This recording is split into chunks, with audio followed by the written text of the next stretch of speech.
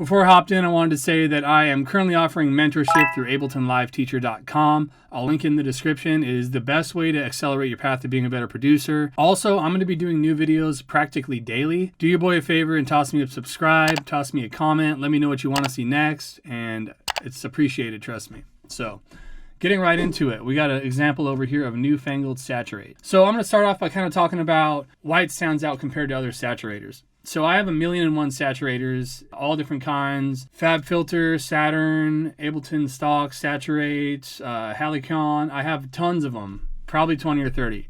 This one is my new go-to, and I'm going to explain why. So what makes Newfangled Saturate so fire is that it saturates in such a clean way while preserving all the detail.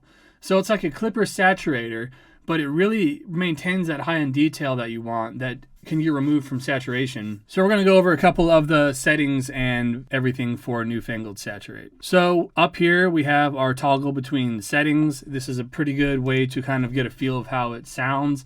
You get more aggressive as you go right. One time like this, make it pop like this, make it knock like this, make it drop like. So notice even here when we're at growler, which is a very aggressive clipper saturator, you still have all that detail preserved, which is super unusual for this kind of saturator for a clipper. So it's really pushing the sound to the front while maintaining all the details. So that's really the selling point of this saturator. So notice we're like at a really harsh curve here, and still we're getting all our detail. It's not distorting at all. It's a very clean type of saturation. So kind of going into the settings, we have obviously our drive here. One time like this, make it pop like. We have the clipper shape, so if we want it a little bit more sharp, we can kind of go to the right until we get like a straight angle. Ceiling, this is like your limiter, so right now it's set to 0 dB. We can move it down if we want less.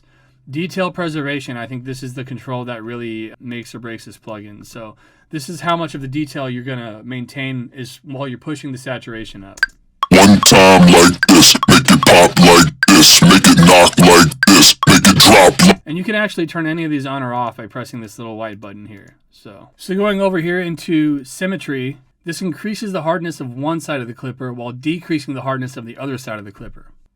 So what this does is it gives actual even harmonics, which gives like a pleasing kind of sound. So one time like this, make it pop like this, make it knock like this, make it drop like.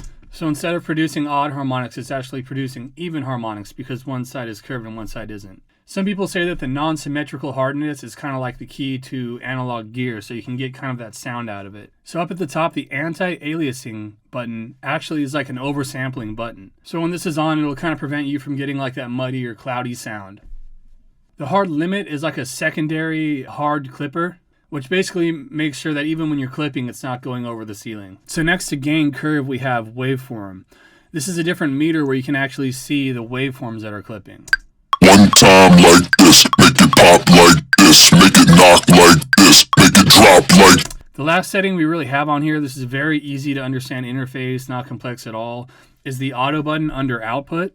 What this does is it auto matches the gain. So it'll still add all of that characteristics of the saturation and the clipping, but it'll keep the gain at the same level. One time like this, make it pop like this, make it knock like this, make it drop like. Up at the top right here, we have different, these are kind of like skins, like different color schemes of them. So we have Newfangled, we have Modern, and we have Twin Turbo. So comes standard on Modern. If you want a different look, you can go with one of these. Info will actually take you to like an owner's manual if you want to like look at some more advanced features or revisit anything. And compare is kind of like an A/B on-off switch.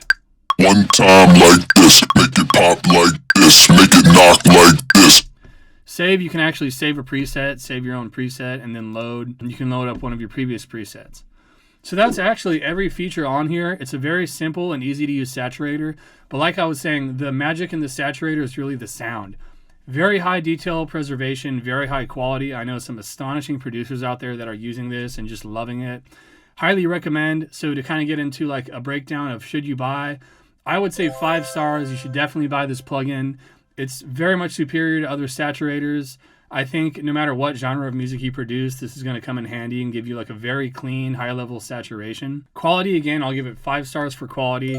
Very high-quality plugin. It sounds very good.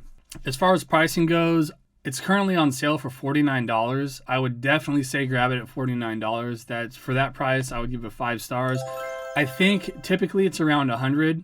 You can also get the whole Newfangled Audio pack at a discounted rate, which I recommend because their other 3 or 4 plugins are just as fire as this one. So once again, highly recommend. That's an overview of Newfangled Audio. Hope you guys learned something. I'll see you next time.